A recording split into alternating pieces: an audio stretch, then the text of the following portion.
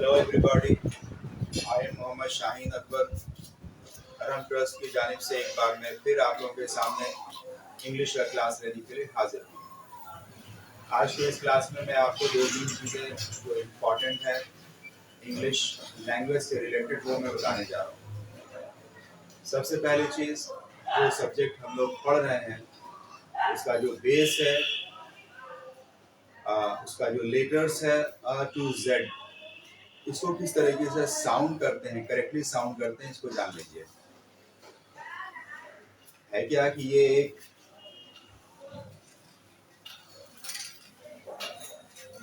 English एक foreign language है, ये हमारा अपना लैंग्वेज नहीं है,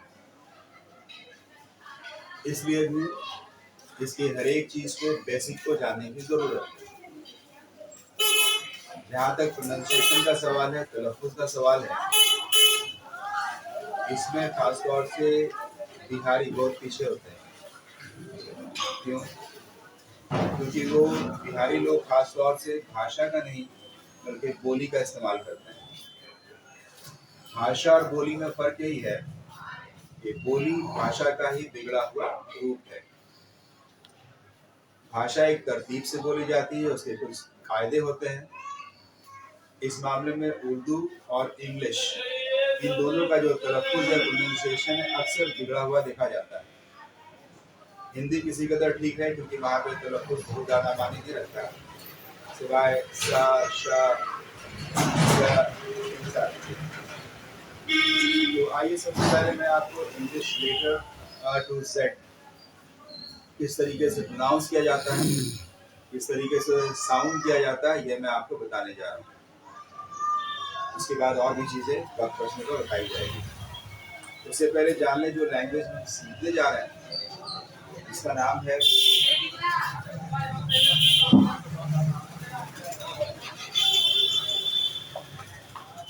अक्सर इस वर्ड को भी देखा गया है गलत तरीके से साउंड करते हैं। क्या गलती इसमें करते हैं लोग बोलने वाले? इस SH में गलती करते हैं। यहाँ पे क्या बोल देते हैं? अगर आप उर्दू के हिसाब से देखेंगे तो वो कह देते हैं ये सीन, या हिंदी के हिसाब से वो कह देते हैं सा, यानी इंग्लिश।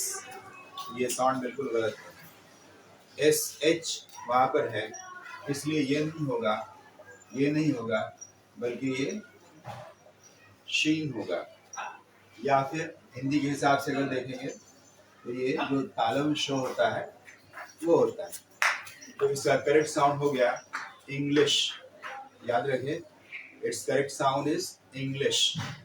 तो जब कभी भी आप इस वर्ड को प्रोनाउंस करें या कहें कि मैं क्या सीख रहा हूँ, तो आप कहेंगे मैं इंग्लिश लैंग्वेज सीख रहा हूँ, ना कि English language. So be very careful regarding this. Now,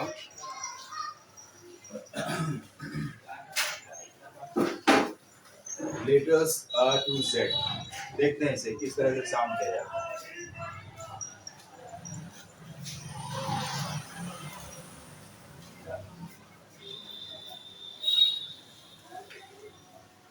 Letters is so here the first letter is,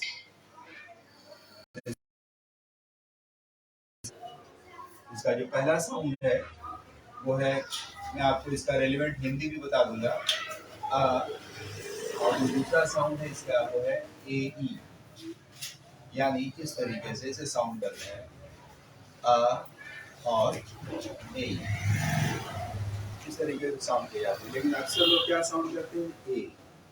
so remember, ए जैसा साउंड करना बिल्कुल गलत है। यानी he is a boy, this is a pen, a pen, ऐसा कहना गलत है। आप इसे ए नहीं साउंड करेंगे। इसके लिए जो दो साउंड मैं यहाँ पे दे रहा हूँ आपको, पहला साउंड है और दूसरा साउंड है ए। यानी आप कहेंगे a pen, a boy, a school, a girl. अब ए जैसा साउंड कहाँ पे प्रोनाउंस होता है उसके लिए मैं आपको एग्जांपल बताता हूँ। A book, a pen, etcetera. A word sound होता है इसमें, इस वर्ड में। तरह से साउंड करेंगे। दूसरा एक और एग्जांपल मैं दे देता हूँ इसका, वो है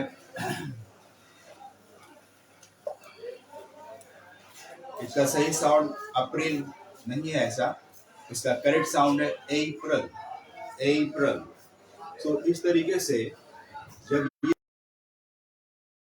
जनरली साउंड करता है, यानी जब ये सिंगली प्रोनाउंस किया जाए तलफ़ुज़ में, जब ये अकेला साउंड किया जाएगा तो फिर ये साउंड होगा अ जैसा, और जब ये किसी वर्ड किसी दूसरे लेटर के साथ कंबाइन होकर साउंड होता है तो generally it's sound is a. Remember, और भी वर्ड है जैसे एज, तो इस तरीके से बहुत सारे वर्ड हैं जहाँ पर इसका साउंड ए जैसा होता है। तो first sound is a and the second sound is a. Vowel से रिलेटेड जितना साउंड है वो थोड़ा सा डिफरेंट है, बाकी जो कंसोनेंट्स वाले साउंड्स हैं वो ऑलमोस्ट सेम है, यानी हम लोग लगभग बाय द वे सही बोल देते हैं। देखते हैं उन सारे साउंड को, देखते हैं। इसे साउंड करेंगे बी, इट्स ऑल राइट। ये साउंड करेंगे सी, लगभग सही साउंड करते हैं। ये साउंड करेंगे डी, इसे भी सही साउंड करते हैं ई। ये लास्ट वाले साउंड पे ये जो वर्ड मैं लिख रहा हूँ एफ, ये लेटर, इसके साउंड को ध्यान दीजिए, ए फा। इसमें जनरली गलती क्या होती है, फा के बदले फा इस तरीके का साउंड हो जाता है। खासतौर से वो लोग जो उर्दू नोविंग नहीं है, जो नहीं जानते हैं, जो फे एंड थे में डिफरेंस नहीं जानते, तो इसको फा जैसा साउंड करने लगते हैं, खासतौर से केवल हिंदी वाले, क्योंकि हिंदी में वह फा कोई लेटर नहीं है। हाँ, उर्दू के वर्ड जो इसमें शामिल हैं तो वो सीखते हैं फा किस तरह से बोला जाता है, वहाँ पे सिर्फ फा होता है, फा नहीं होता है। सो रिमेम्बर, इसको जब आप साउंड करेंगे तो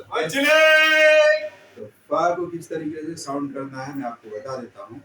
इसको साउंड करने का तरीका, फा वर्ड को, फा लेटर को साउंड करने के लिए आपके नीचे की होंठ ऊपर के दांत तक केवल जानी चाहिए, यानी दोनों होंठ नहीं सटनी चाहिए। रिमेम्बर, दोनों होंठ सटाएंगे तो फिर फा जैसा साउंड निकलेगा, तो नीचे की होंठ ऊपर के दांत तक जाएगी और फिर वहां से हवा भी निकलती है।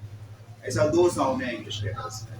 तो पहला साउंड है फा, तो मेरे साथ एक बार बोलने की कोशिश करें, जो भी ऑनलाइन है वो बोले फा, फा।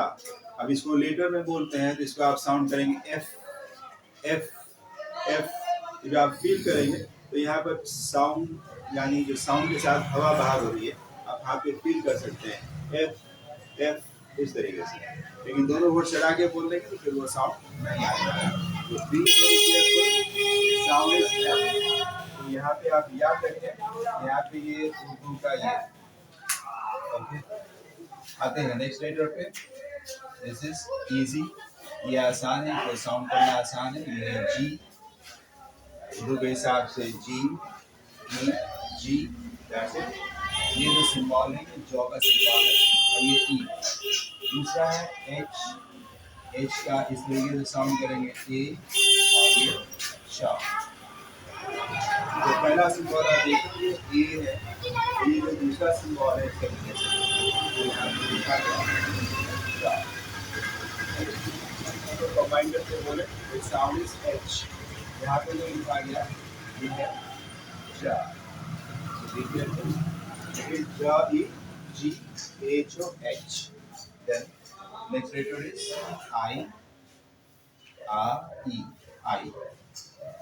नेक्स्ट इज जे, ज A J.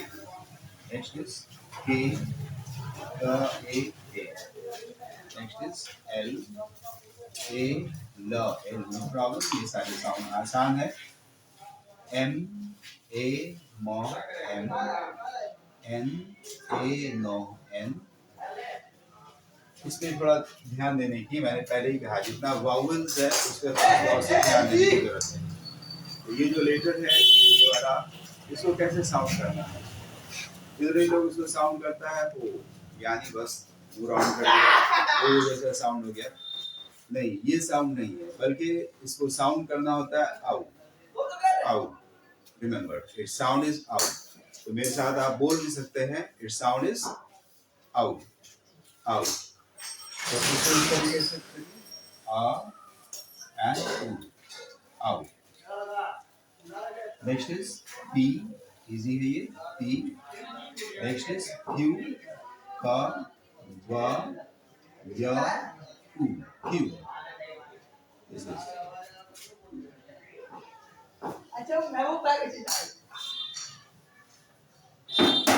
after Q, next sound is आ। इस तरीके से देखेंगे इसको, आ, then S, A, so S, then T, E, T, then U, ya, U, U, then V, va, E, V, W, W, da, la, va, la, ya, U, W, and then X, A, ka, sa, X, and then Y, wa, I, Y एक sound बचा नया लिखा, Z, sound is Z, Z, A, D, Z। Z को जब आप sound करेंगे तो Z है, रिमेंबर, ये जा नहीं है, तो इसे जेड नहीं कहना, इसे जेड कहना। तो यहाँ पर भी उर्दू की तरह से अगर आप देखते हैं इसको, इसको और इसको, ये तीनों, हालांकि उर्दू में जहाँ तक मुझे पता है लगभग 6 साउंड है ऐसा, जी, ज्वाल, स्वाद, स्लो, इस तरीके से साउंड है। से एक नुक्ते वाला भी है, 3 नुक्ता वाला भी है, तो कई साउंड है। इंग्लिश में यहाँ पर 3 साउंड है। तो पहला है जा, जो उर्दू के जीम जैसा ही साउंड है ये, रिमेंबर। ये उर्दू के जेड जैसा साउंड है, जे से स्टार्ट हो गई साउंड, रिमेंबर। और ये जो जा है ये भी जीम जैसा ही साउंड है यहाँ पर, ये साउंड डिफरेंट है। इस तरीके से लगभग 2 साउंड है इंग्लिश में। सो रिमेंबर, ये अ टू जेड का इस तरीके से प्रोनाउंसिएशन है, इस तरीके से साउंड है। तो आप इसको बार बार सुनिए इन सारे साउंड को, और इसी के मुताबिक बोलने की कोशिश कीजिए, क्योंकि यही बेस है। अगर आप इसको बोल लेंगे तो इससे बनने वाले जो वर्ड्स हैं इंग्लिश के, वो सारे वर्ड्स भी आप करेक्टली प्रोनाउंस कर पाएंगे। So be very very careful while sounding, क्योंकि जब आप बहुत पढ़े लिखे हैं, अगर साउंड सही निकल पा रहे हैं आपका, यानी आप उच्चारण यानी तलफ़ुज़ आप ठीक से नहीं कर पा रहे हैं अपने वर्ड्स का, अपने लफ्ज़ों का, अपने अल्फाज का, तो फिर एक बुरा इम्पैक्ट वहाँ पे जाता है। पढ़े लिखे होकर भी अगर आप तलफ़ुज़ नहीं सुधार पाते हैं तो फिर ये ठीक है। इसलिए जो बेसिक चीज़ें हैं जो आप सीख रहे हैं, तो उस बेसिक चीज़ों को सीखिए।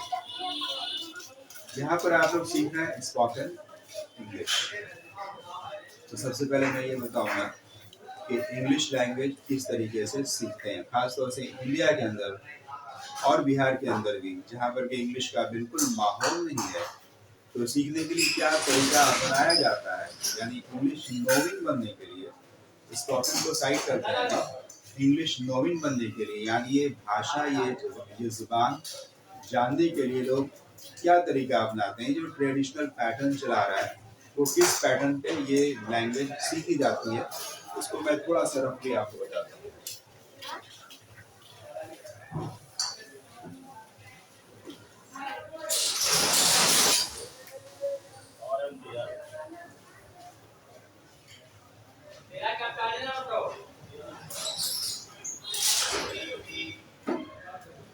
जहाँ तक हम लोग की मदर लैंग्वेज का सवाल है, चाहे वो हिंदी हो या उर्दू, इसमें जनरली क्या होता है, सबसे पहले हम बोलना सीख जाते हैं, उसके बाद हमें पढ़ना सीखते हैं, और फिर साथ साथ लिखना भी सीखते हैं। तो इस तरीके से इसका जो ऑर्डर है, पहले बोलना, फिर पढ़ना और फिर लिखना। कभी कभी पढ़ना लिखना साथ साथ, लेकिन जनरली पढ़ना पहले होता है, उसके बाद लिखना होता है। तो बोलना पहले आ जाता है, पढ़ना उसके बाद आता है, लिखना उसके भी बाद आता है।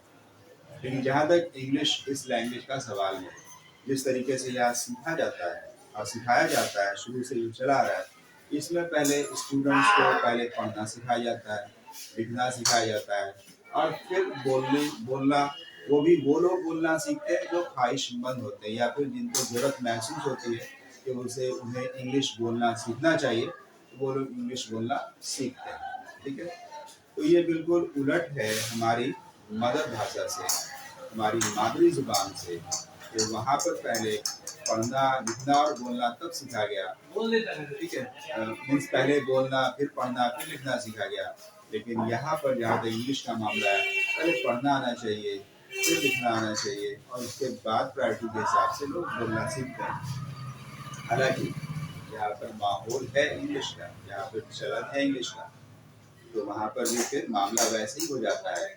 लोग पढ़ने लिखने जाने या ना जाने, इंग्लिश बोलना कुछ ना कुछ लोग सीख जाते हैं। इंडिया में भी बहुत सारे स्टेट्स या बहुत सारे शहर ऐसे हैं जहाँ पर इंग्लिश का चलन ज़्यादा है, तो वहाँ पर अनपढ़ लोग भी कुछ ना कुछ कटर मटर बोल लेते हैं। ऐसा क्यों होता है? ऐसा इसलिए होता है, ये उल्टी बातें दोनों भाषा से रिलेटेड क्यों है? वो इसलिए है क्योंकि हम जिस भाषा को जितना ज़्यादा सुनते हैं उतना ही ज़्यादा बोल पाते हैं। सिंपली हमने जब से होश संभाला है तब से हम अपनी मदर लैंग्वेज हिंदी या उर्दू को सुनते आ रहे हैं, इसलिए वहाँ मेहनत करने की जरूरत नहीं पड़ी। किसी ने नहीं सिखाया कि क्या बोलना है। In the very beginning, early age में लोगों ने बताया ये है, ये वो है, ये वो है। आफ्टर दैट सुनते गए, सीखते गए, और फिर सब कुछ बोलना आ गया। काश इसका भी यही मामला अगर होता, ये हमारी मदर टंग होती है, सीखने की जरूरत नहीं पड़ रही होती। लेकिन हम लोग को इसका भी फर्क है कि उर्दू हमारी जुबान है या हिंदी हमारी राष्ट्रभाषा, हमारी अपनी जुबान है, तो वो हमें आती है। और इंग्लिश एडिशनल में हम सीखते हैं, तो इसका मतलब हम लोग ज़्यादा टैलेंटेड हैं। तो हम लोग एक साथ कम से कम 2 या फिर उससे ज़्यादा 3-4 भाषा ध्यान रखना हम लोग को पड़ता है। यानी कि एक अच्छी बात है कि हम अपना टैलेंट बढ़ा लेते हैं यहाँ पे। तो मैं बता रहा था, जिस भाषा को हम लोग सुनते हैं उस भाषा को हम लोग जल्दी सीख जाते हैं।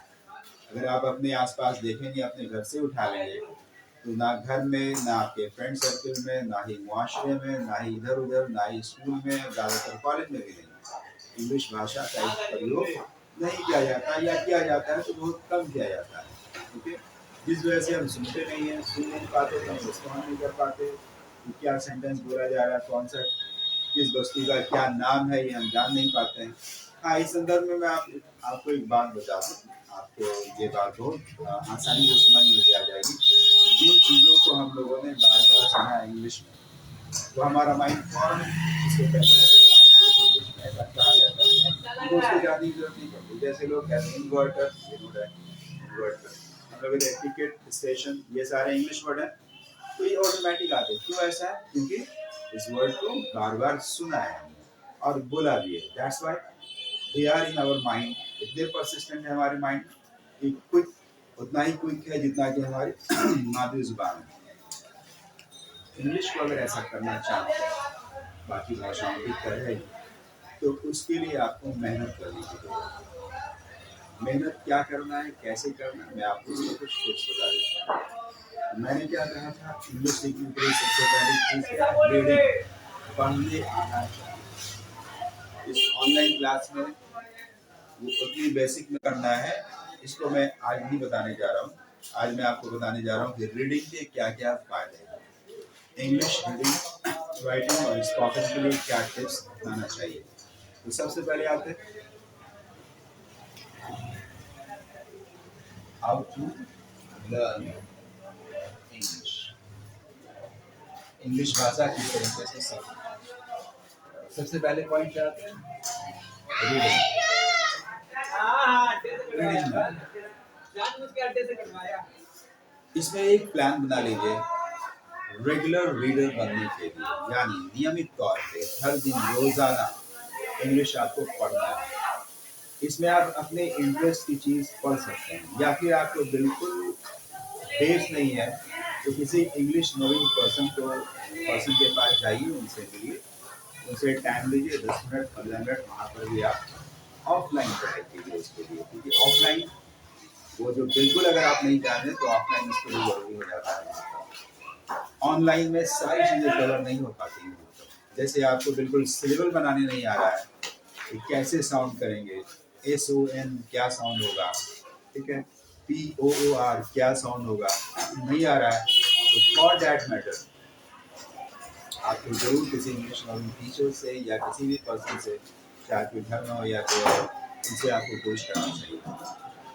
तो रीडिंग के लिए एक प्लान बनाइए, रेगुलर रीडर बनिए। अगर आपको पढ़ने ऑलरेडी पहले से आता भी है तो भी आप रेगुलर रीडर बनिए, क्योंकि इसके बहुत सारे बेनिफिट्स हैं। इस पॉकेट में इसका क्या बेनिफिट है ये मैं बताऊँगा। सबसे पहले इंग्लिश सीखने में प्रॉब्लम क्या क्या है, पढ़ने में क्या क्या प्रॉब्लम आती है। लेकिन मैं को पढ़ाता हूँ तो अक्सर स्टूडेंट ये बात कहते हैं कि मुझे तो पढ़ने नहीं आता, मतलब साउंड करने नहीं आता बड़े वर्ड्स का, तो मैं गलत पढ़ रहा हूँ कि सही पढ़ रहा हूँ मुझे समझ में नहीं आता, मैं क्या पढ़ रहा हूँ। तो मैं उनसे यही कहता हूँ कि हिंदी में भी आपको सारे वर्ड्स टीचर ने पढ़ना नहीं सिखाया, ओके। बस पढ़ने का तरीका सिखा दिया था, फिर आप बड़े छोटे सारे वर्ड्स वक्त के साथ साथ पढ़ना सीखें। जब आप हर दिन पढ़ने लगे हिंदी तो सारे वर्ड्स पढ़ जाएंगे, क्योंकि ह्यूमन माइंड होता है ना, वो रेगुलरली डेवलपिंग माइंड होता है। थोड़ा सा भी अगर उसको ज्ञान मिल जाए, उस पर वो अगर आगे काम करने लगता है तो उस चीज़ को वो पूरी तरह सीख जाता है। क्यों? क्योंकि ह्यूमन माइंड डेवलपिंग माइंड होता है, पढ़ता रहता है, लेकिन वर्क करने की जरूरत होती है। इसलिए इंग्लिश के लिए सबसे पहले आप रेगुलर रीडर बनिए, कम से कम नहीं आधा घंटा की पढ़ाई। आप अपने इंटरेस्ट की चीज़ पढ़ सकते हैं। अगर आपको जीके जीएस में इंटरेस्ट है, इंग्लिश की बुक लाइए। हिस्ट्री में इंटरेस्ट है वो लाइए। कॉमिक्स में इंटरेस्ट है तो उसको पढ़िए। स्टोरीज में, नॉवल में, किसी भी चीज़ में जिसमें आपको इंटरेस्ट है, क्रिकेट में, सिने वर्ल्ड में, जहाँ भी आपको इंटरेस्ट है, जिसमें मज़ा आता है, क्योंकि जिस चीज़ में इंटरेस्ट होता है उस काम को करना थोड़ा ज़्यादा आसान हो जाता है और उसमें अच्छा भी लगता है। इसलिए अपने इंटरेस्ट की बुक या सब्जेक्ट चॉइस करें, इंग्लिश में उसकी बुक लाए। ओवरऑल सबसे जो इम्पोर्टेंट चीज़ है वो न्यूज़पेपर है, उसको भी आप देखें। हालांकि इसका लैंग्वेज बहुत हाई लेवल का हो जाता है। बिगनर्स के लिए जो चीज़ें हैं, मैं कहता हूँ अगर आपके घर के बच्चे इंग्लिश मीडियम स्कूल में जा रहे हैं तो उनकी किताबें लेकर पढ़ें। 3, 4, 5, 6, 7 इस लेवल की 1, 2 इसकी किताब आप पढ़ सकते हैं। इंग्लिश की, हिस्ट्री की, सोशल साइंस की, मॉरल साइंस की, ये सारी किताब को पढ़िए। क्योंकि वहाँ छोटे छोटे सेंटेंस होते हैं, उसको पढ़िए, उसके माने निकालने की कोशिश कीजिए। ये इंग्लिश के रीडिंग करने के क्या क्या फायदे हैं। इसमें सबसे पहले साउंड इम्प्रूव होता है, यानी जो उच्चारण है, तलफ़ुज़ है, वो धीरे धीरे इम्प्रूव करने लग जाता है, पहला चीज़। दूसरा, स्पेलिंग इसमें सुधर जाती है। आपको अलग से स्पेलिंग याद करने की जरूरत नहीं पड़ती है, क्योंकि जब आप हर दिन देखते रहते हैं तो उस बड़े छोटे सारे वर्ड्स की स्पेलिंग का जो पिक्चर है वो माइंड में सेट हो जाता है, तो लिखने के टाइम वो आसान हो जाता है। लेकिन उसके लिए रेगुलर रीडर होना होता है। ये नहीं कि एक बार किसी वर्ड को देख लिया तो आप सोचेंगे कि याद है, जैसे कॉन्स्टिट्यूशन एक वर्ड है, कॉन्स्टिट्यूशन वर्ड है, ओके, ऑर्गेनाइजेशन वर्ड है, ये सब बड़ा बड़ा वर्ड है, कर्नल एक वर्ड है, लेफ्टिनेंट एक वर्ड है। तो कई बार जब आप पढ़ रहे होते हैं, रेगुलर रीडर होते हैं, तो ये सारे वर्ड्स बार बार आपके नजर से गुजरता है, तो उसका पिक्चर जो है वो माइंड में सेट हो जाता है। इसलिए अब स्पेलिंग की अलग से मेहनत करने की जरूरत नहीं पड़ती है। तो साउंड इम्प्रूव होता है, स्पेलिंग इम्प्रूव होता है। तीसरा, वर्ड मीनिंग। वर्ड मीनिंग याद रह जाता है। अक्सर स्टूडेंट मुझसे कहा करते हैं कि सर वर्ड मीनिंग याद करते हैं भूल जाते हैं। नेचुरली भूलेगा ही इंसान, भूलना भी इंसान की फसलत है, उसकी खूबियों में से एक है भूल जाना, ओके। याद किस तरीके से रहे जरा सोचिए। बचपन में आपने जो वर्ड्स थोड़ा बहुत भी अगर इंग्लिश को याद किए हुए हैं तो वो आज भी याद है। क्यों याद है? क्योंकि आपने उसको बार बार पढ़ा, बार बार बोला, इसलिए आपको याद है। तो आज आप ये कैसे नहीं कर सकते हैं कि 2 बार पढ़ेंगे तो याद रह जाएगा, 1 बार पढ़ेंगे तो हमेशा याद रहेगा, ऐसा नहीं हो सकता। अगर वर्ड मीनिंग आप याद कर रहे हैं नियमित तौर पे 5, 10, 20 वर्ड हर दिन याद कर रहे हैं, तो वो किस तरीके से याद रहे आपको, हमेशा के लिए आपके माइंड में सेट रहे, उसके लिए सबसे इम्पोर्टेंट चीज़ है। क्योंकि जब रीडिंग करते हैं तो वो वर्ड्स बार बार रिपीट होते हैं, नहीं हर दिन रिपीट होंगे, हफ्ता दिन में, 10 दिन में रिपीट होंगे। जैसे वो वर्ड रिपीट होते हैं तो आपके जहन में उसका माने भी आ जाता है, ओके। और ये क्रम अगर 5-6 बार जहाँ चल जाता है तो उस वर्ड का मीनिंग आपको हमेशा के लिए याद हो जाएगा। दिस इज माई मैं ये आपको कह रहा हूँ, ऐसा ही होता है। क्योंकि जिस चीज़ को हम बार बार रिपीट कर देते हैं वो चीज़ प्रोसेस कर जाता है माइंड। सो वर्ड मीनिंग याद करने के बाद अगर आप रीडिंग नहीं करेंगे तो डेफिनेटली आप बोलेंगे। तो रीडिंग का एक बहुत बड़ा फायदा है, वर्ड मीनिंग याद करने के बाद वो आपके दिमाग में रह जाएगा। सो बी अ रेगुलर रीडर, हर दिन पढ़िए, तो आपका साउंड सुधरेगा, आपकी स्पेलिंग अपने आप ठीक होगी, वर्ड मीनिंग की जो रिकॉर्डिंग कैपेसिटी है उसके माने की वो कंटिन्यू हो जाएगी।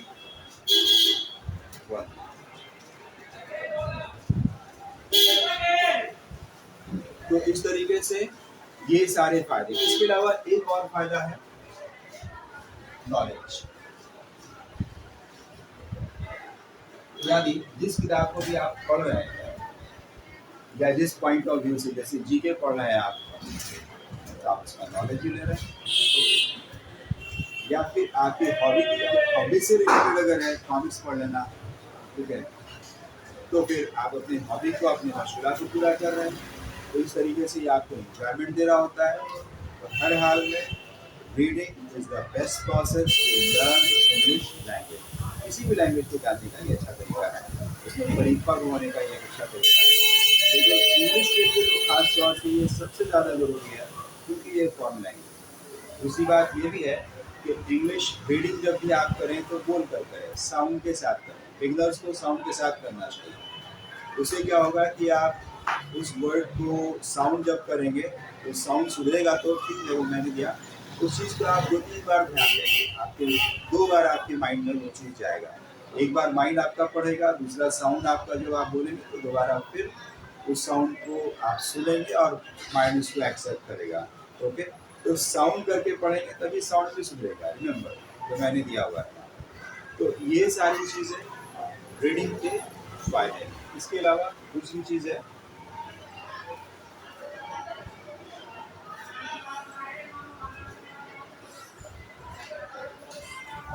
राइटिंग। ये बड़ा चीज़ है। अगर आपको बिल्कुल इंग्लिश लिखना ही नहीं आ रहा है, तो वैसे स्टूडेंट्स को शुरू में देख देख करके लिखना चाहिए। यानी किताब को आप कुछ सामने में रख लीजिए, उसको देखिए और उसको देख कर उतारिए, छोटे छोटे वर्ड्स उसको आप लिखिए, ठीक है, किसी भी बुक से, बच्चों की किताबों से देख देख करके उसको आप नोट कीजिए, पढ़िए, लिखिए, पढ़िए और फिर उसको लिखिए। तो इस तरीके से राइटिंग इम्प्रूव करेंगे और वहाँ से आगे बढ़ेंगे, ठीक है। राइटिंग में एक तो ये हो गया कि वर्ड्स को लिखना आना है, पहली चीज़। दूसरा, राइटिंग का मतलब ये भी होता है कि आप इंग्लिश में सेंटेंस बनाना सीख जाए, ठीक है। एक तो हुआ कि इंग्लिश लिखना आ जाए, जैसे कि अब आपको लिखना ही नहीं आ रहा है, बॉय कैसे लिखते हैं, तो BOY बुक में देखिए बॉय कैसे लिखा हुआ है, 10 बार लिखिए, उसको देख कर कैसे लिखते हैं, 10 बार गर्ल कैसे लिखते हैं, उसको देख करके 5-6 बार लिख लीजिए। तो इस तरीके से अगर बिल्कुल लिखना ही नहीं आ रहा है तो लगभग 1-8 महीना इस काम को आप कीजिए, ठीक है। उसके बाद आगे का जो चीज़ है राइटिंग में, वो ये है कि आपको वो सारे सेंटेंसेस जो आप हिंदी और उर्दू में बना लेते हैं, लिख लेते हैं, वो सारे सेंटेंसेस आपको इंग्लिश में भी लिखना है, ठीक है। तो उसके लिए क्या करना होता है, ग्रामर पैटर्न सीखना होता है। ग्रामर पैटर्न ये इम्पॉर्टेंट चीज़ है, इसके बिना ये भाषा आपको नहीं आ सकती। अच्छा, इंडिया में जो लोग इंग्लिश बोलते हैं, बोलना सीखते हैं, तो ग्रामर सीखना, बोलना सीखते हैं। इसलिए सारी दुनिया में ये माना जाता है कि भारतीय जो इंग्लिश बोलते हैं वो सबसे करेक्ट इंग्लिश बोलते हैं। बाकी जगहों पर डायरेक्ट सिखा दिया जाता है। हालांकि आजकल यहाँ भी ये चलन चल गया है कि आप डायरेक्ट बोलना सीख जाइए, वो भी ठीक है, बोला जा सकता है, लेकिन उसके लिए माहौल चाहिए, क्योंकि मैंने बिगनिंग में ही बताया, सुनेंगे तो बोलेंगे। अगर आप बार बार सुन रहे हैं, वैसा माहौल आपने बना लिया, या वैसा माहौल आपको मिल चुका है, या उस जगह पे आप मौजूद हैं जहाँ ज़्यादातर लोग इंग्लिश में बोलते बातें बोलते हैं, तो आप सुन सुनकर याद हो जाएगा आपको, आप बोलना सीख जाएंगे। लेकिन अगर ऐसा बिल्कुल नहीं है तो फिर आप क्या करें, आपको ग्रामर सीखने की जरूरत है, ग्रामर पैटर्न सीखने की जरूरत है। तो ये एक बड़ा चैप्टर है, इतना नहीं होने वाला है, बहुत सारी चीज़ें सीखने के लिए होती हैं। वैसे खास तौर से 2 बातों का ध्यान रखिए कि उसमें क्या आपके दिमाग में रहना चाहिए, इंग्लिश सेंटेंस बनाने और बोलने, दोनों चीज़ के लिए क्या चीज़ इम्पोर्टेंट है। इंग्लिश सेंटेंस बनाने या बोलने के लिए दिमाग में आपको 2 बातें ज़रूर आ जानी चाहिए। पहली बात ये है कि आप किसके बारे में बोल रहे हैं, ठीक है, किस बारे में बोलना है, इसको क्या कहते हैं, सब्जेक्ट कहते हैं। दूसरी बात ये है कि उसके बारे में क्या बोलना है। ठीक है, तो पहली चीज क्या है, सब्जेक्ट। लिखने या बोलने के लिए ध्यान में लाना है सबसे पहले कि किसके बारे में बोलना या लिखना है। That word is called subject. ये सब्जेक्ट एक वर्ड का भी हो सकता है, ग्रुप ऑफ वर्ड्स भी हो सकता है। एक वर्ड में नॉन भी हो सकता है, ग्रुप ऑफ वर्ड्स में बहुत सारे वर्ड इसमें आ सकते हैं। तो सबसे पहले सब्जेक्ट माइंड में लाइए। अब सोचिए कि उसके बारे में बोलना क्या है। उसके बारे में, सब्जेक्ट के बारे में जो बातें हम बोलते हैं उसको प्रेडिकेट कहते हैं या फिर वर्ब भी कहते हैं। प्रेडिकेट, ये मैं सब सेंटेंस पढ़ाऊंगा तो और क्लियर होगा, या फिर आप इसको वर्ब, तो या किसी भी सब्जेक्ट के बारे में हम क्या बोल सकते हैं। अगर थोड़ा ध्यान से आप देखें, जैसा कि वर्ब को डिफाइन भी किया गया है, तो सब्जेक्ट के बारे में जनरली हम तीन बातें बोलते हैं। पहला, सब्जेक्ट क्या है, दूसरा सब्जेक्ट क्या रखता है, और तीसरा सब्जेक्ट क्या करता है। सो बी वेरी केयरफुल। फिर से एक बार सुनिए, सब्जेक्ट क्या है यानी बी, सब्जेक्ट क्या रखता है यानी हैविंग, और सब्जेक्ट क्या करता है यानी डूइंग। ये तीन बात अगर आपके दिमाग में आ गई तो इंग्लिश लिखना भी आसान हो जाएगा ग्रामर सीखने के बाद, और इंग्लिश बोलना भी आसान हो जाएगा। ठीक है, तो वो तीन चीज़ें क्या है वर्ब से रिलेटेड, वो है बीइंग यानी होना, दूसरा हैविंग यानी रखना, और तीसरा डूइंग यानी करना। ये तीन चीज़ें। ठीक है, जैसे मैं ऐसा कहता हूँ एग्जाम्पल के तौर पे, आई एम अ टीचर, मैं एक टीचर हूँ। जब मैं ये कहता हूँ आई एम अ टीचर, तो मैं अपने होने के बारे में बता रहा हूँ, अपने अस्तित्व के बारे में बता रहा हूँ, तो मैं एक टीचर हूँ। ठीक है, अगर मैं कहूँगा आई हैव नॉलेज, मेरे पास इल्म है, ज्ञान है, तो मैं क्या कह रहा हूँ, मैं ज्ञान रखता हूँ। सब्जेक्ट यहाँ पे क्या है, आई को डिफाइन किया गया पहले सेंटेंस में होना से, आई एम टीचर।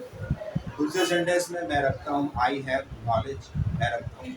तीसरे में जहाँ डूइंग है, तो यहाँ पे आप कह सकते हैं आई टीच स्टूडेंट्स, मैं स्टूडेंट्स को पढ़ाता हूँ। यहाँ पे मेरा काम का करना है, तो एम यानी बीइंग, हैव यानी हैविंग, टीच यानी डूइंग। किसी भी सब्जेक्ट को इसी तरीके से डिफाइन किया जाता है। हाँ, सेंटेंस छोटा हो सकता है, सेंटेंस बड़ा हो सकता है, सेंटेंस सिंपल हो सकता है, सेंटेंस कंपाउंड हो सकता है, सेंटेंस कॉम्प्लेक्स हो सकता है। बहुत तरीके का सेंटेंस है, उसके वर्ग के अनुसार, उसके नेचर के अनुसार, उसके क्लाउज स्ट्रक्चर के अनुसार सेंटेंस अलग अलग होता है। फिर माने के हिसाब से सेंटेंस का कई काइंड है। ये सारी चीज़ें मैं आपको अगले क्लास में बताऊंगा। तीसरी चीज़ है, सो रिमेंबर, राइटिंग के लिए क्या है, सबसे पहले एक काम, यानी जो चीज़ आप लिख रहे हैं उसको आप देख करके उतार लीजिए। दूसरा, learn grammar, grammar pattern, grammar pattern को सीखिए। ग्रामर पैटर्न में बहुत सारी चीज़ें हैं, बिल्कुल बेस से स्टार्ट करना है। प्राइमरी ऑक्सिलरी से स्टार्ट करेंगे, प्राइमरी ऑक्सिलरीज, मॉडल ऑक्सिलरीज, उसके बाद फिर बहुत सारी चीज़ें हैं। जैसे टेंस का दो फॉर्म है, एक्टिव एंड पैसिव वॉइस है, और फिर आगे चल करके प्रीपोजिशन है, जो सेंटेंस में वर्ड्स को जोड़ने में मदद करता है, रिलेट करने में मदद करता है, रिलेशन बताने में मदद करता है। फिर कंजक्शन है, जो सेंटेंस को, वर्ड्स को जोड़ करके सेंटेंस बनाने में मदद करता है। कंजक्शन जो है वो क्लाउज का ही पार्ट है। फिर क्लाउज है, ये सारी चीज़ें, यानी कुछ मेन चीज़ें हैं जिनको सीखना बहुत ज़रूरी होता है। ओके, तो इंग्लिश सीखने के लिए दो बातें हो गई। पहला, रीडिंग, ये सारे उसके बेनिफिट्स, और भी इसके अलावा भी बहुत सारे बेनिफिट्स हैं जो मैं सारी बातें नहीं बता पा रहा हूँ आपको अभी। दूसरी चीज़ है राइटिंग। अगर लिखना आ रहा है आपको ऑलरेडी पहले से, आप जानते हैं कैसे कौन से वर्ड को लिखा जाता है, तो ग्रामर सीखने की ज़रूरत है। मैं आपके साथ हूँ, अगली क्लास में आपको ग्रामर सिखाऊंगा। तीसरी चीज़ है स्पीकिंग, बोलना। ये प्रैक्टिस कीजिए, और ये इम्पॉर्टेंट चीज़, क्योंकि इंग्लिश स्पीकर बनने के लिए बड़े पापड़ बेलने होते हैं। लोगों के मन में बहुत सारा डर भी होता है, कैसे बोलना सीखेंगे, बहुत सारा हेजिटेशन भी होता है कि किस तरीके से बोलने के समय घबरा जाते हैं। लेकिन याद रखिए, ये भाषा बड़ी आसान भाषा है, इतनी विकट भाषा नहीं है, जितना हम समझते हैं। झिझक सिर्फ इसलिए होने लगता है क्योंकि हम इस भाषा को बोलते नहीं हैं, और मन में एक डर भी बना रहता है कि पता नहीं मेरा सेंटेंस ग्रामेटिकली करेक्ट है या फिर रॉन्ग है, इस वजह से भी हेजिटेशन आ जाता है। या फिर हेजिटेशन इस वजह से भी होता है कि सामने हम फेस कैसे करें लोगों को इंग्लिश में बोलकर, ठीक है, क्योंकि लोग आपको देख रहे होते हैं, या फिर अगर आप दो आदमी से ही बात करें, एक आदमी से बात करें, तो वो आपको बेस कर रहा होता है, देख रहा होता है। तो सबसे पहली चीज़ है हेजिटेशन को रिमूव कीजिए। बोलना कहाँ से शुरू करें? माइंड में अक्सर लोगों के स्टूडेंट की कॉन्सेप्ट होता है कि पहले सीख जाए फिर बोले, ठीक है। तो ये जो भ्रम है ये गलत है। पहले इंग्लिश सीख जाए, मतलब पहले पढ़ना लिखना सीख जाए फिर बोलना सीख जाए, ठीक है। तो इस चक्कर में क्या होता है कि अक्सर बोलना जो है छूट जाता है, ठीक है। पढ़ना पहले आना चाहिए, लिखना भी आना चाहिए, लेकिन जस्ट उसके तुरंत बाद, मतलब ये कहने का मतलब ये है कि स्टूडेंट ये गेस नहीं कर पाते कि कहाँ तक लिखना सीखे फिर बोलना आएगा। नहीं, आप अगर एक ही चीज़ सीख रहे हो, मान लेते हैं आपने प्राइमरी ऑक्सिलरीज सीखा, ठीक है, is am are was were has have had का प्रयोग आपने सीख लिया, तो उसी के आधार पर बोलना सीखिए। यानी जितना भी ज्ञान आपके पास है, जितनी भी चीज़ें आपके पास है, उसी का इस्तेमाल करते हुए जितना भी सेंटेंस आप बना सकते हैं, उस सेंटेंस को आप बनाइए और बोलिए, छोटी छोटी सेंटेंस। और मेडिटेशन बिल्कुल बोलिए किससे, ये भी एक प्रॉब्लम है। अगर घर में आपके कोई पढ़ा लिखा नहीं है, इंग्लिश स्पीकर नहीं है, तो ज़्यादा मुश्किल काम है। आप एक लिस्ट बनाइए कि कौन कौन लोग हैं जो इंग्लिश बोल लेते हैं, समझ लेते हैं, सुन लेते हैं। आपके घर के मेंबर्स मिल जाएंगे उसमें, आपके रिलेटिव्स मिल जाएंगे, आपके फ्रेंड्स भी होंगे, ठीक है, टीचर्स होंगे, आपके आसपास मोहल्ला में नेबरहुड में कुछ लोग होंगे जो अंग्रेजी बोल लेते होंगे, या फिर कम से कम सुनते ज़रूर होंगे, आपको टॉयलेट करेंगे। तो वैसे लोगों की एक लिस्ट तैयार कीजिए और उन लोगों से आप जब भी मिलिए या फिर एक प्लान के तहत आप उनसे मिलिए या फिर फ़ोनिक बात कीजिए, उनको पहले कह दीजिए कि जब हम लोग बात करेंगे तो इंग्लिश में ही। ये भी कह दीजिए कि मैं अभी लर्नर हूँ, सीख रहा हूँ, सेंटेंस गलत हो सकते हैं, तो मेरे गलत सेंटेंस को माइंड में कीजिए। अगर वो आपसे ज़्यादा जानता है तो वो कह दीजिए, उनसे पहले एक्सक्यूज दे दीजिए कि मेरा सेंटेंस अगर गलत है तो आप उसको करेक्ट भी कर दीजिए। तो इस तरीके से सीखने सिखाने वाला जो काम है आसान हो जाएगा, आपके मन से डर भी जाता रहेगा, झिझक भी जाता रहेगा, और अगला जिसको आपने कह दिया वो आपका मजाक भी नहीं उड़ाएगा। ओके, तो बोलना शुरू कीजिए, जितना सभी आप जान रहे हैं बोलना शुरू कीजिए। दो चीज़ें बहुत ज़रूरी होती हैं बोलने के लिए। पहली चीज़ है सेंटेंस बनाना आना चाहिए, कुछ भी थोड़ा भी। दूसरी चीज़ है वर्ड पावर, यानी आप बोलने की कोशिश कर रहे हैं, ग्रामर भी आपने सीख लिया लेकिन वर्ड मीनिंग नहीं है, आपको पता ही नहीं है कि ये बोलना है कि जैसे आ, मेरा दोस्त ईमानदार है, ये सेंटेंस आपको बोलना है, आपको ईमानदार वर्ड का इंग्लिश नहीं मालूम तो फिर मुश्किल आप नहीं बोल पाएंगे। इसलिए इंग्लिश सीखने के लिए जो एक और इम्पॉर्टेंट चीज़ है वो क्या है, लर्निंग वोकैबुलरी। वोकैबुलरी यानी वर्ड पावर, वर्ड मीनिंग, ठीक है। वोकैबुलरी बहुत ही इंपॉर्टेंट चीज़ है, वर्ड पावर बहुत इंपॉर्टेंट। इसके बिना ये लैंग्वेज बिल्कुल अधूरा है, यानी आप बोल नहीं पाओगे, पढ़ोगे तो कुछ समझ में भी नहीं आएगा। इसलिए एक प्लान के तहत कि मुझे 10 ही वर्ड याद करने हैं, 15 वर्ड याद करने हैं, 20 वर्ड याद करने हैं, हर दिन याद कीजिए इस चीज़ को। 10 वर्ड, 15 वर्ड, 20 वर्ड, जो आपकी कैपेसिटी है। रिमेंबर, कॉन्सेंट्रेट करके अगर आप याद करोगे तो आपको ज़्यादा टाइम नहीं लगेगा। एक वर्ड को याद करने में 1 मिनट लग सकता है, 60 सेकंड होते हैं। अगर आप वर्ड और उसका हिंदी वर्ड बोलेंगे, जैसे आपको नहीं पता है किसी वर्ड का ईमानदारी का इंग्लिश, तो ऑनेस्टी वर्ड है, ऑनेस्टी मीन्स ईमानदारी, ऑनेस्टी मीन्स ईमानदारी, ऑनेस्टी मीन्स ईमानदारी। एक बार साउंड करने में 1 सेकंड से ज़्यादा नहीं लगा है, तो 60 सेकंड में कम से कम 50 बार तो बोली नहीं ना। 50 बार रिपीट अगर होगा तो माइंड में जरूर बनेगा। तो इस तरीके से 10 वर्ड का अगर आपने प्लान किया है तो 10 मिनट, 5 मिनट फिर ले लीजिए रिविजन के लिए, ज़्यादा टाइम नहीं लग रहा है इसमें, 15 मिनट ही लग रहा है। या फिर माइंड आपका डाइवर्ट हो जाता है, इधर उधर भी चला जाता है याद करने के समय, तो बस 5 मिनट और ले लीजिए, 20 मिनट, ओके। लेकिन हर दिन याद करना शुरू कीजिए। ये वर्ड्स आप कहाँ से लाएंगे, बेसिक वर्ड्स आप कहाँ से लाएंगे, डायरेक्ट डिक्शनरी पर मत जाइए, ठीक है, क्योंकि वहाँ कंफ्यूज है क्या याद करें क्या छोड़ें। इसलिए जो छोटी किताबें होती हैं, बच्चों की किताबें होती हैं, वोकैबुलरी की किताबें मार्केट में मिलती भी होंगी शायद, तो उन किताबों को लीजिए, वर्ड्स को नोट कीजिए, उसका माने फाइंड कीजिए। अब तो बहुत आसान है, गूगल पे पूछिएगा फटाक से माने बताता है, नोट कर लीजिए उस चीज़ को, ठीक है। सिर्फ सुन के छोड़ मत दीजिए, उसको नोट भी कीजिए, उस वर्ड को अपने डायरी पे नोट कीजिए, और हर दिन कम से कम 10 वर्ड की माने आप याद कीजिए। 10 वर्ड एक दिन में याद करते हैं, एक महीना में 300 हो जाता है, याद रखिए। 10 वर्ड आप याद नहीं कर रहे हैं, कम से कम भी उसको 4 टाइम्स मल्टीप्लाई कर दीजिए आप, ठीक है। क्योंकि फिर वर्ड फॉर्मेशन के तहत वो कई वर्ड बन गया, और आपने अगर एक बेसिक वर्ड याद कर लिया है इसका माने, तो उससे रिलेटेड बनने वाला जो वर्ड्स है वो ऑलमोस्ट आपको करेक्ट मीनिंग बता देगा, नहीं याद करने के बाद, ठीक है। जैसे आपने वर्ड याद किया ऑनेस्ट, ईमानदार, ऑनेस्टी आ गया, ये भी आप जान गए। डिसऑनेस्टी आ गया, तो ऑलमोस्ट माइंड कवर कर लेगा कि डिसऑनेस्टी क्या है, यानी इसका अपोजिट, ठीक है। तो ये 3 वर्ड तो ऐसे ही याद आ गया, हो गया। तो एक वर्ड याद करने का मतलब एक नहीं, कम से कम 4-5, और वर्ब याद कर रहे हो तो फिर तो 5 फॉर्म उसका ऑलरेडी ऐसे ही है। फिर वर्ब नॉन बन जाता है, एडजेक्टिव बन जाता है, तो ऑलमोस्ट उसको मल्टीप्लाई करें 3 टाइम्स, 4 टाइम्स, 5 टाइम्स, तो एक दिन में आपने फिर इस तरीके से 40-50 वर्ड याद कर लिया है, ओके। तो इन बातों को ध्यान रखिए, क्योंकि अब टाइम कम होता है, नहीं बचा ज़्यादा टाइम। मैं एक बार आपको रिव्यू कर देता हूँ कि क्या क्या आपको करना चाहिए इंग्लिश सीखने के लिए। पहली चीज़ है रीडिंग कीजिए, ये सारे उसके फायदे हैं। दूसरा, राइटिंग कीजिए, राइटिंग में देख करके भी लिखिए, इसके बाद ग्रामर आप सीखेंगे तो सेंटेंस बनाना आ जाएगा। तीसरा है स्पीकिंग, बातचीत कीजिए, जितना सा भी आपका ज्ञान है उसी के आधार पर बोलचाल शुरू कर दीजिए। और इसके बाद ये 4th पॉइंट है, तीसरा नहीं है, वोकैबुलरी, वर्ड मीनिंग याद कीजिएगा। तो इन 4 मरहलों में इन चारों चीज़ों पर आपको काम करना, और एक साथ काम करना। इन चारों चीज़ों को एक साथ काम करें, इंशाअल्लाह ताला बहुत जल्दी अंग्रेजी सीख जाएंगे।